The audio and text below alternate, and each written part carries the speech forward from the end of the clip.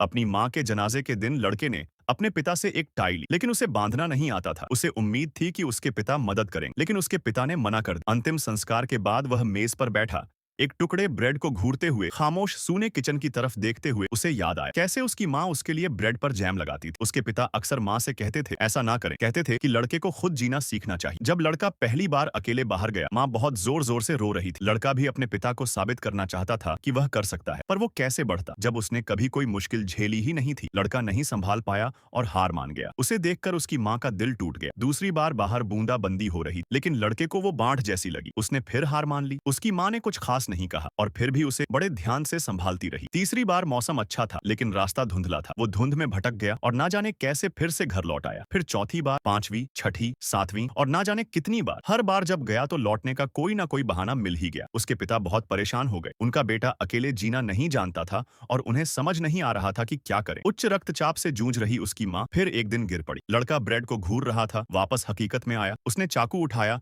और पहली बार खुद ब्रेड पर जैम लगाया। उसे हैरानी हुई कि यह उतना मुश्किल नहीं था जितना उसने सोचा था। उसी पल उसके पिता एक सूटकेस लेकर पास आए। लड़के ने अपने बूढ़े हो चुके पिता को गले लगाया, फिर मुड़ा और चला गया। धीरे धीरे अपने पिता की नजरों से ओझल होता हुआ। इस बार वह वापस नहीं आया। वो आखिर बड़ा हो गया था, पर जिसने उसे सबसे ज्यादा चाहा वह कभी देख नहीं पाएगी। इसीलिए अपनी उम्र बढ़ने की रफ्तार को माँ बाप के बूढ़े होने से धीमा मत पड़ने दो।